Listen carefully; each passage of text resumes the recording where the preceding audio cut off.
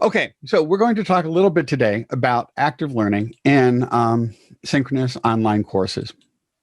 And um, a lot of the things that we do face to face can be used in an online class. But what we're going to be talking about here is we're assuming that people are going to be working in a flip format because that seems to be one of the most common ways in which synchronous courses have been delivered. Because one of the most boring things you could do for a student is just lecture at them online, as we're going to do for you for the next 50 minutes or so.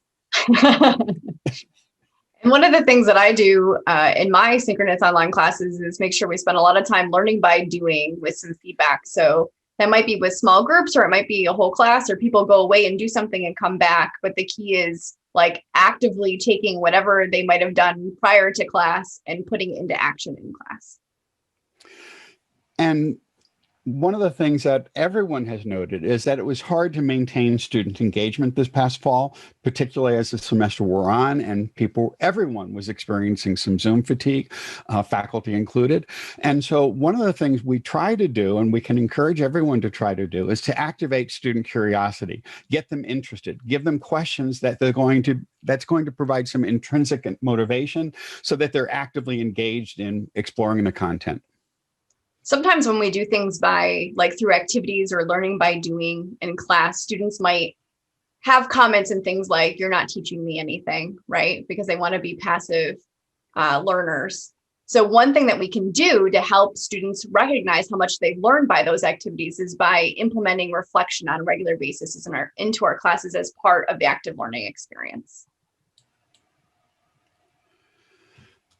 And so one of the things we've mentioned in past emails that I think all of you have received, and this is something that's recommended by teaching centers everywhere in the country, is not to require students to have their cameras on. Students are often working on mobile devices. They may be connecting to the internet in a car. They may be in a noisy, crowded environment. And so in general, you should not expect students to have their cameras on. You can encourage them if they feel comfortable to turn their cameras on, but in general, students, to create an inclusive environment, you don't want to pressure students to have their camera or their microphone on if they're in an environment that's just not conducive for that. So then you also want to think about doing some Zoom settings to make sure that the experience will be the best as possible for everybody. So setting microphones off upon entry is a good plan, right? And we have that set up by default for our CELT sessions this week. In part, just to make sure that we don't end up with background noise or whatever if someone gets distracted or has something else going on where they're at. And sometimes students or faculty will arrive late for Zoom sessions. And if they're in an environment that's noisy, you don't want that sort of distraction. So just leaving it off is a good practice in general. And then telling people, though, to unmute their mic when they wish to speak. And we've been doing that at many of our workshops. And on the first day of class, you want to set a really positive tone. You want to create an inviting tone. And you want to perhaps get students actively engaged in the material. And giving them an introduction to some of the tools that they're using when they're not going to be evaluated on that. Just let them explore some of the tools and work through it to set the tone for how the engagement will take place for the rest of the term. Really capitalizing on that curiosity idea on that first day rather than reading the syllabus off would be a really good plan, right? To get people really engaged. Really thinking about how to create an inclusive and comfortable environment from the beginning is also really important. That might mean having a conversation the first week of class about kind of student conduct and things like that so that everyone understands how the system and spaces will be used and what's expected of everybody to make sure that everyone feels like they can contribute in some way. And that also means taking advantage of chat and other things if people aren't able to speak up or use their cameras or microphones. And letting students play with the tools that you're going to be using too is really handy that first day. And one of the things that we generally want to do when we start a new topic or even start each class is to assess what students are coming into that content with.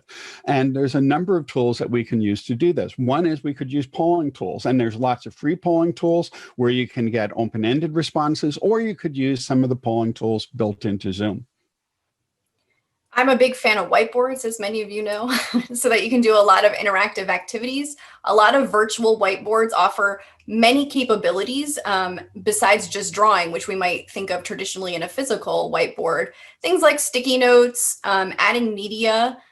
Sometimes they have really good diagramming tools and things as well. So that's a way to immediately get students engaged and put things down together and work collaboratively. Most of these whiteboards allow multiple people to be in them in the same space at the same time.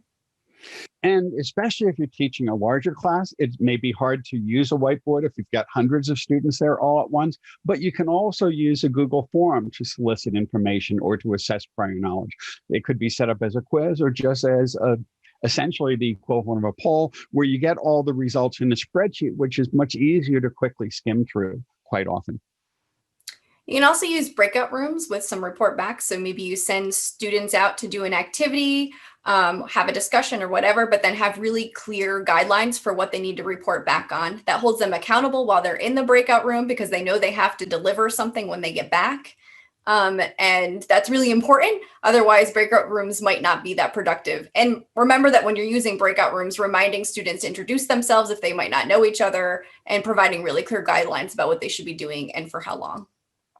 And one way of monitoring that, particularly if it's a larger group, because you can't jump into all the breakout rooms to see how it's going, is to use Google Docs,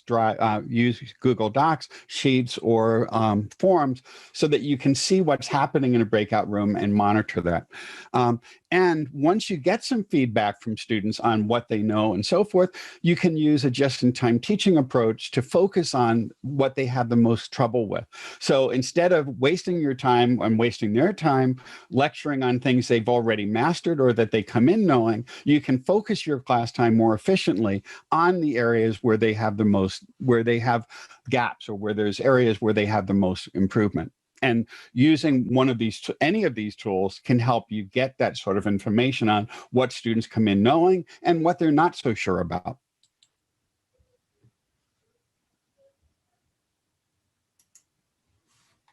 I think our notes were wrong. I think you're supposed to start this one. I can start. Okay. So we can do pre-class activities. So things like having students look at videos, media, do readings and things before they get to class so that class time is active time and not like content delivery time, right? So you want to make sure that that's assigned and that they're held accountable for that information in class so that they do that pre-class activity, right? So maybe there's a quiz or there's something else that they need to do that requires that pre-class work so that the class period can actually be productive. Another thing you can do to help get things started is with a new topic is to send students out to find information. You could let them do internet searches, let them do Google searches, and you could also perhaps let them find some websites and share them back that you can then collate and share with the class. You can also use graphic organizers, as we know, like representing information in multiple formats, right, can be really helpful to get students to remember information and make connections. So there's a lot of those whiteboard tools are often a really great place to make graphic organizers. They have a lot of diagramming capabilities and visual capabilities built right in, and they often don't require accounts. And in many disciplines, you can use free timeline tools where students can put things on a timeline to put things in context.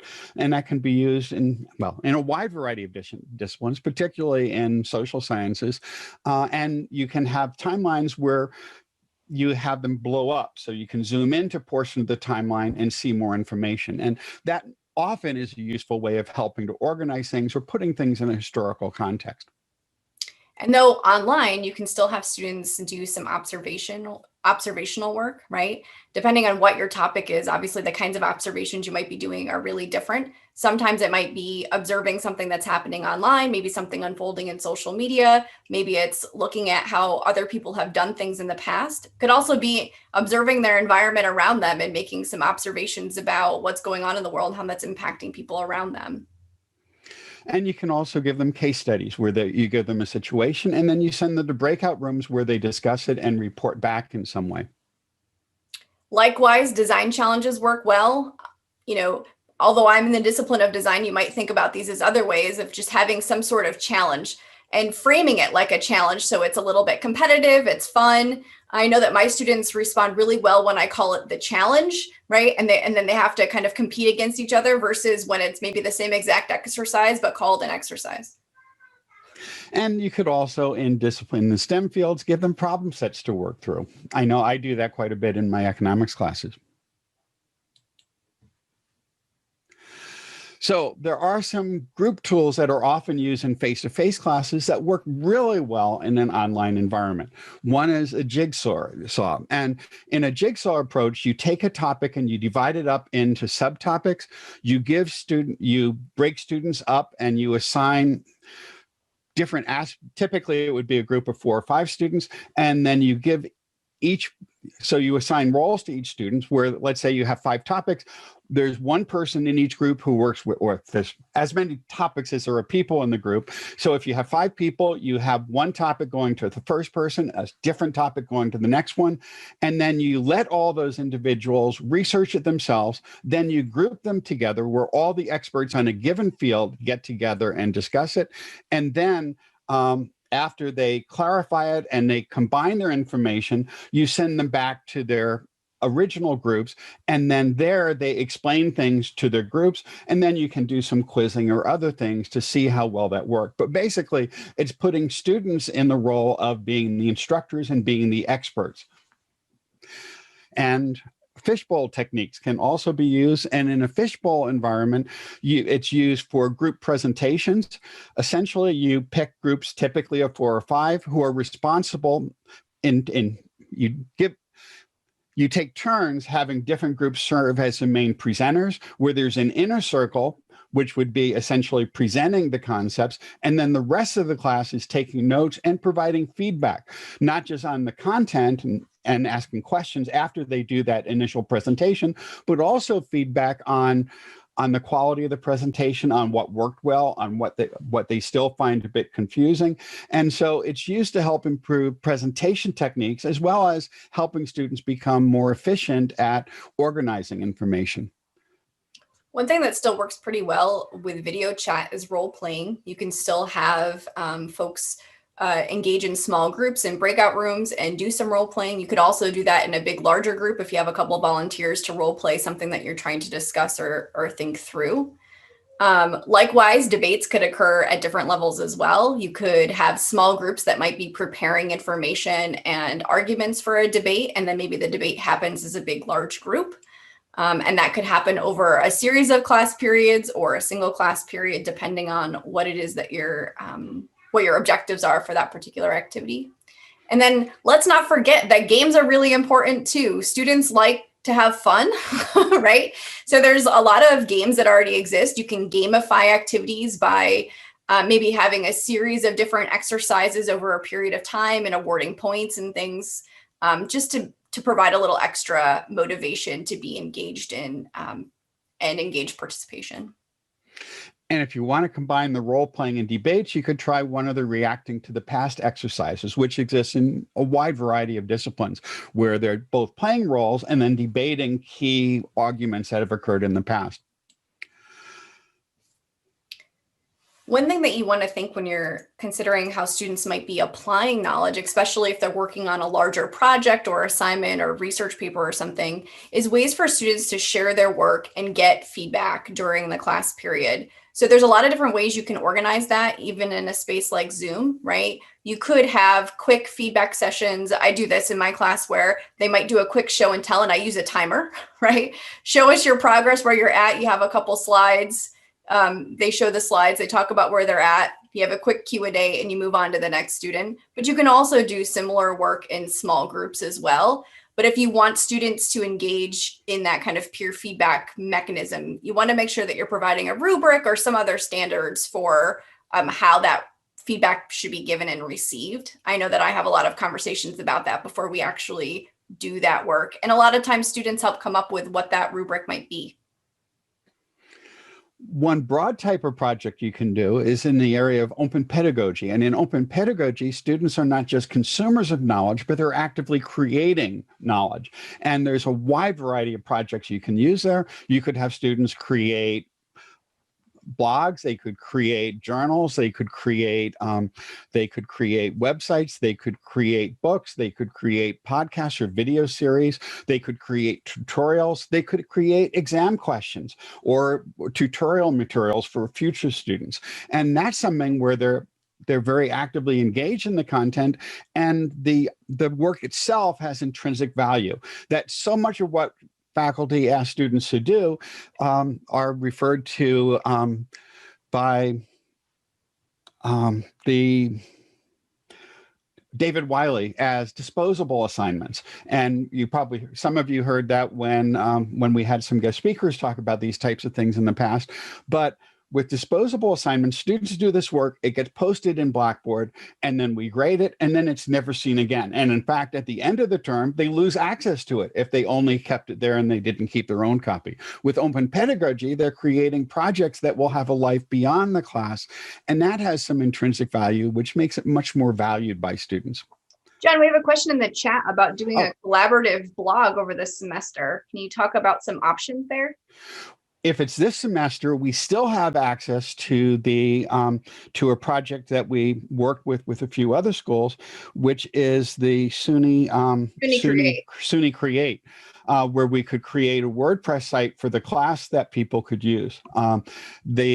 The funding for that may expire this summer. We're looking at some options. We haven't been able to provide any funding from Oswego, but fortunately, the other schools did come up with some funding, so the project is still going on this semester.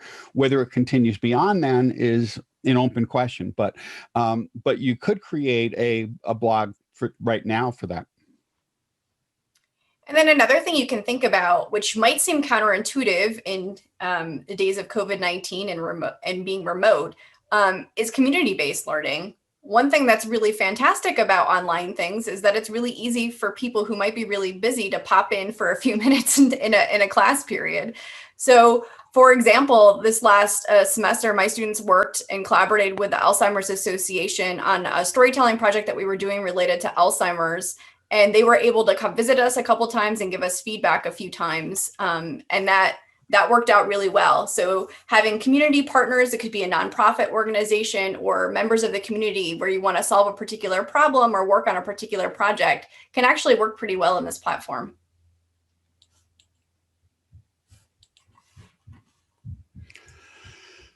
Okay. Skip the slide, John. Huh? You skipped a slide. Oh, I clicked twice, and because it wasn't advancing on mine at first. Okay. Yeah. So one thing that you want to think about is, if students are going to work together on something, or even if they're working individually on something long-term, you need to put it together and get it out. So student presentations are one way to do that, to kind of accumulate their knowledge and then present it back. I mentioned before that one way that I do that in my classes is having like a distinct time and using a timer and things to keep us on track, which can work really well. And going back to the open pedagogy, there's lots of things that students can create that can be shared publicly. You could have a YouTube playlist, for example, created by your students that could involve any set of topics that's relevant for your class. You could have them do a blog series or a book. I've had students create textbooks books the last 2 years, or you could have them create audio. And again, I've had students now in 3 classes create podcasts for the class that have been used by, at least in principle, are useful for future semesters of students. You can also think about exhibitions depending on the kind of work, or a performance depending on the kind of work that you're doing. Those can happen in a virtual platform as well. Exhibitions can take place, in a form of, a series of web pages that are maybe linked together. It could also be in almost like a slide deck format that could be shared out. A performance could have a specific time period and you can invite others to join and watch. Another option is if you have some sort of final project, you could have students create it in a virtual poster session. And there's lots of ways of doing that. One is for students to create videos that are shared with the class, or more broadly, if you'd like to invite other people in. And then you can put the students who created those in breakout rooms and have people hop in and chat with them. Or they could just do short presentations within their breakout rooms where they have a slide or two up that they work people through who drop by their presentations. Now, one of the things we'd like to encourage students to do, and there's a lot of research that shows it's effective. Sandra McGuire talked about that when she was a speaker at the keynote series here, and in the book that we worked through. And there's a lot of simple things you can do to have students reflect back on what they've learned. One is to use exit tickets, also known as 1-minute papers. There's a lot of names that they go by, but basically at the end of the class or at the end of an activity, you could just ask students what they learned, what they find confusing, and what they'd like to know more about. So that's a simple way of doing it. And if you have a larger class, one of the ways of doing that is using a Google form with those questions, because again, it all ends up in a spreadsheet, which is really easy to skim. And then you can begin the next class by addressing some of the issues that come up from there. Another way of doing kind of group reflection is using a shared whiteboard where you might have prompts, which is kind of represented on this slide, where you might have different quadrants or something with different questions, and then students could add little sticky notes with their thoughts. And then what I like to do is follow up with an activity of kind of grouping or coming up with themes that are appearing under each question so that we can see that there's shared feelings about things or shared learning that has occurred, which can be really helpful, or shared muddy points that we need to address further. This is also a really great technique if you're doing a lot of collaborative work for students to work in a small group to share out how their group stuff is going and kind of process that as a group. And a whiteboard could be a strategy for structuring that activity. One thing that I've been doing for, I think, about 5 years now, 4 or 5 years now, is a Metacognitive Cafe discussion forum, which is a low-stakes discussion forum that I run alongside my regular discussion forums in both my synchronous and my asynchronous classes. And it gives students a chance to reflect on how they're learning, what they're struggling with, to provide suggestions for other students on how to address various issues that come up. And also, I generally give them some readings related to how to learn efficiently and how to learn effectively, and they respond back to that. I might give them a reading, for example, on the benefits of space practice and ask them if they've done this and how they might do this, or something on retrieval practice and so on. And then they can reflect back on what they've done in the past and what they might want to try and share their successful strategies with other students. Every year I've done this, that's one of the things that students cite as being one of the most useful components of the class, almost universally. Yeah, so I want to jump back to journal because we skipped that one, but there's a question in the chat about accessibility of whiteboards, and I do want to make sure we do address that. A lot of these tools, where there's a lot of kind of creative tools online, are not fully accessible. That is a problem widespread across whiteboard applications. And the kind of accessibility they tend to have some issues with is keyboard accessibility. So if someone has limited mobility or needs to use a keyboard for another reason, and some limited screen reader access. So that is something that you need to be aware of if you choose to use a whiteboard application. And you may want to, introduce that you want to use a whiteboard application with your students ahead of time, so that if anyone might need an additional accommodation or something might not work well for them, you can address that right up front. I think that there's a lot to be gained from using these spaces because they're very visual. And they have a lot of tools that are really supportive of certain kinds of disabilities, but it's important to recognize that they're not supportive of all. Similar to using a whiteboard and sticky notes in physical space, right? There are limitations of how well that works for students as well. And then the last thing we have on this slide is journals and blogs. And that's something that can be done kind of collectively. Like a blog could have all students in there processing what's going on and could be a public thing. But you might consider something that's more private and individual, where students might process what they've learned. I do something called a learning log in my advanced classes, where I have a couple of prompts about their major takeaways or things they're still confused on, or what they're going to do next on a regular basis. And that seems to work really well in that environment. And Catalina has a question about accountability for journals. My key tip for accountability with journals is to check them often, right? And to have kind of these low stakes check-in points for grades. And I try to make sure that it's not complicated to grade, right? Because if you want them to do it on a regular basis, you don't want to have to do a crazy amount of grading. So I have a quick little rubric similar to how you might grade like a discussion forum to just make sure they're hitting the main points.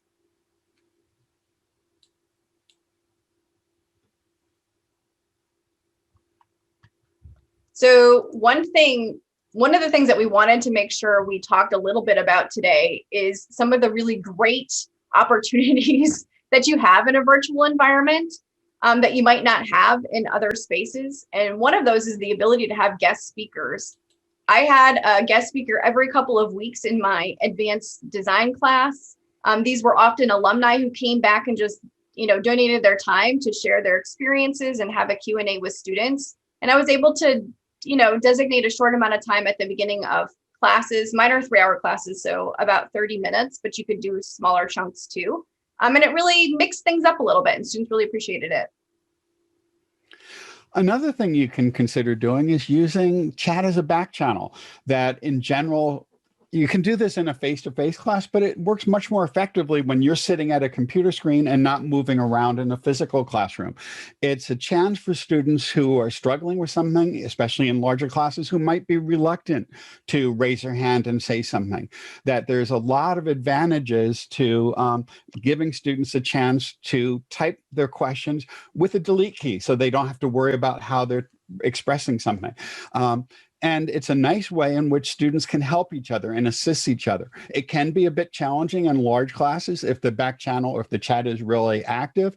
One strategy that Derek Bruff has suggested, and it's been working really well at Vanderbilt, is to appoint a student. If you have a TA, you could have a student TA do this, but you might appoint a student, and it could be a different student each class, to serve as the voice of the chat, to monitor the chat, and to share with you things that are coming up in the chat if you find it trouble monitoring all these things. And we've talked a lot about breakout rooms, but we can't emphasize it enough how helpful it is to kind of break students into small groups. This is the equivalent of small group work in the classroom when you're in a virtual space. They can be persistent kind of groups, or they can be randomized, and both can work well. The key is just making sure that those rooms don't get too big often, because if there's too many students in a breakout, it might not be as productive. And make sure that you have a way to kind of check in on those groups. Like John mentioned earlier, using like Google Slides, Google Docs, et cetera, as a way to kind of monitor progress. And one tool that's been invaluable in my classes has been the use of screen sharing, that students, when they're in breakout rooms, can share the screen and everyone in the group can see what's going on, and encourage them to do that. It makes it so much more productive than even in a physical classroom where they're all working on something, but it's hard for them to see what the joint product is unless they're sitting at their own computer, essentially doing the same thing. But it's also really useful when students come in for office hours. If they have a problem with something and something's not working, they can just share their screen and you can see immediately what the problem is. Because I know in my office, when students come in, if they have a question on a question that came up in one of their quizzes, for example, I'd either have to let them log into the computer I'm working on, or they'd have to come in, connect their computer to Wi-Fi, log into Blackboard, search through it. Here, when they're stuck on something, they can just share it. You can see it. And it makes it so much easier. And you also have all those nice annotation tools where you can draw things on the screen, they can draw things on the screen. And it's a really nice way to let students do presentations. They can just share what they're doing and everyone gets to see it immediately. You don't have to have someone coming up to the podium, plugging in a USB drive and so forth. So there's a lot of efficiencies of working in this way.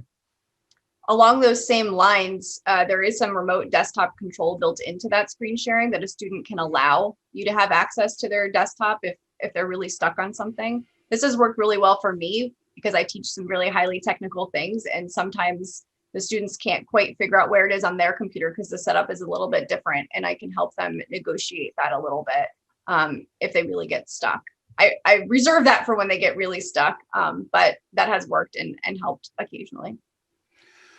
And Liz made a comment in the chat that's worth noting, and that is having two monitors is really invaluable if you're going to be teaching over Zoom.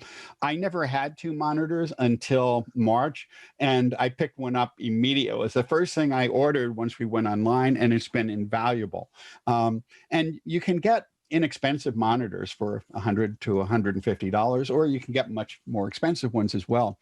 But one of the things that's been really helpful in working with students is just immediately being able to share links with them. And we're sharing a link with you here, which contains a link to the slide deck, so that, and it's a copy link, so that if you click on it, it'll ask you to, if you'd like to add it to your drive, this will give you a copy of these slides right in there.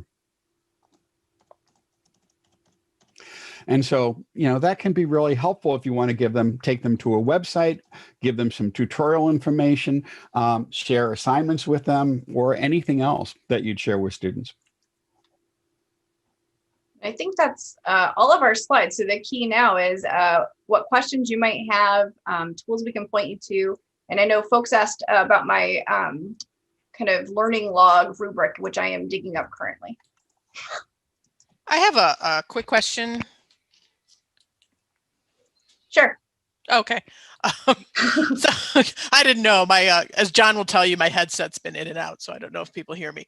But I guess I had a question. I don't know if this is a sore subject or not, but Circle In later this afternoon.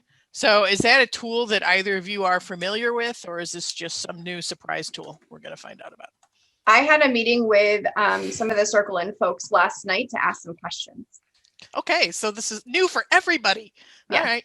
Okay, so I think I'll probably pop in at 3 o'clock, right? Yeah, I mean, one thing that's helpful there is that that's really meant to be a peer-to-peer network, and faculty can kind of see the general things that students are talking about, especially if there's issues that are coming up, but you can't insert yourself into those conversations. Okay. Now, there's a question from Carol in the chat, which is, how do you set up the copy document in Google?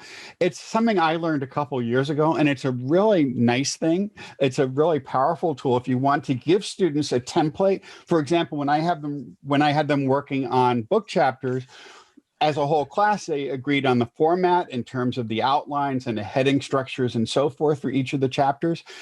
We created that as a group, and then you set it up as a copy link. And the way you do that is you share the document, and you get a URL that will have it will have either view or edit at the end, or I think view, edit, or maybe comment. I'm not sure what the other one is, but you just strip off that last word and anything beyond it and replace it with the word copy, and it will directly go with it. It will directly link into that.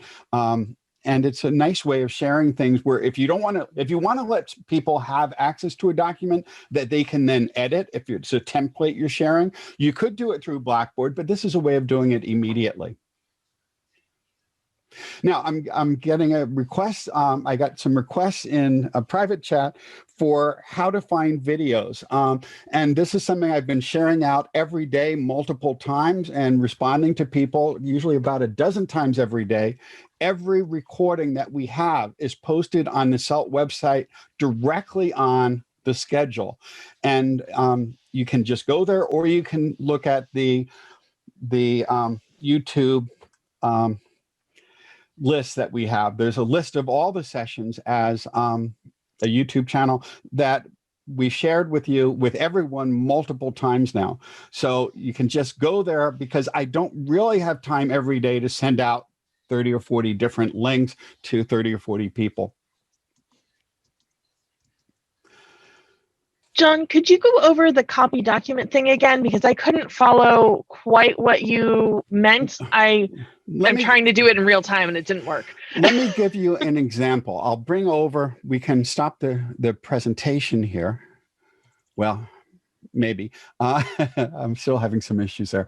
But let me go to the actual document. I've got so many tabs open. There's an example in the chat, because I just shared an excerpt of the reflection that people were asking about. So I shared it normal, and then right underneath it, I put the link that has the copy. So you can see the difference that where it says the word edit in the first link, I've just basically deleted everything there and replaced it with the word copy.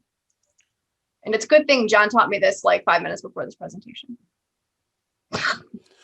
It's really handy because if you give students edit access to something, they may go in and edit it, and it may be something that you're using as a template. So using this is a nice way of making sure that everyone has the same starting point. You could also do it with assignments or other forms. John? Yes.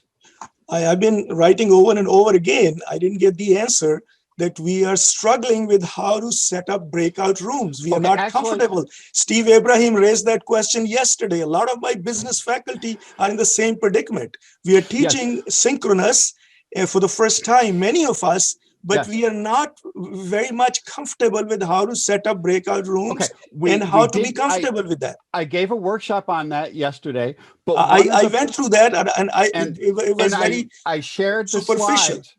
I shared the slides, and embedded in the slides is a link to tutorial information on what to do on a step-to-step basis.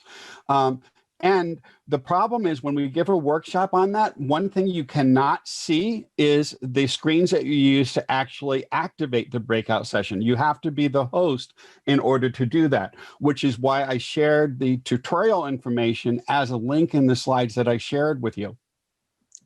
So if we go back to the saved entity, we will find out that link over there. If you take the slides that I shared with you yesterday and click on the link that says this is information on creating breakout rooms and click on that, it will give you step-by-step with screenshots of what to click on to do. Liz has the link in the chat as well of the Zoom support videos that have step-by-step instructions as well. I think that's the link that I shared.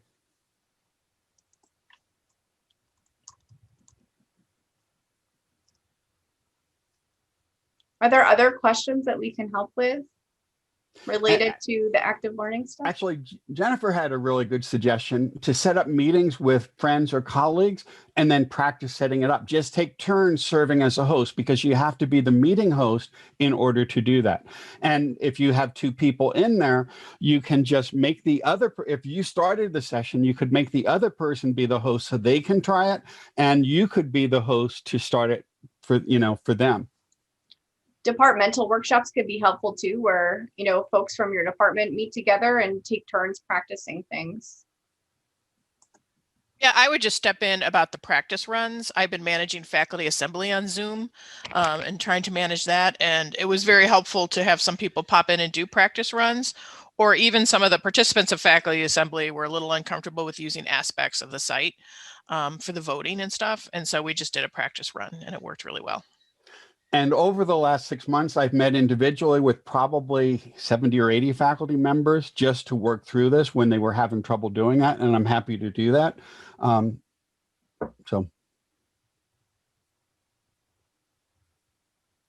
There's a question in the chat. When you screen share with students in class or in office hours, do you recommend asking to access their cursor to navigate their screen? And if so, how do you do that?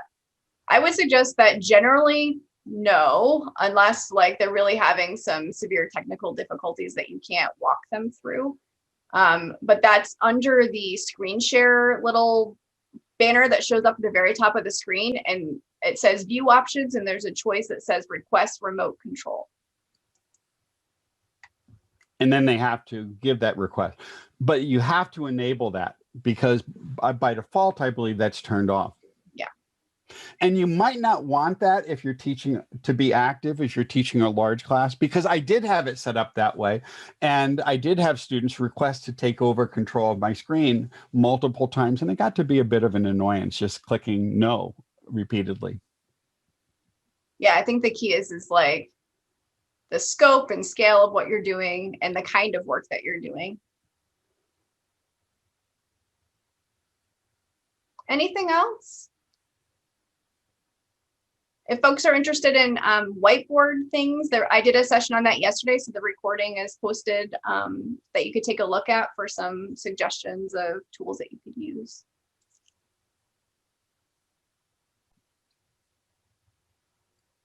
And again, if anyone would like to meet on any of these things, I'm happy to do it.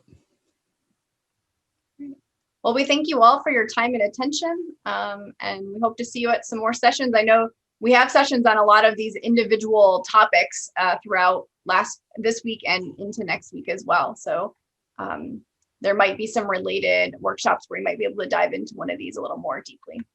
Yeah, and if there's any workshops or topics that you'd like more information about, we can still schedule a few more next week. We don't have too many empty time slots, but we do have a few we could fill. All right. Have a great day, everyone. Thank you.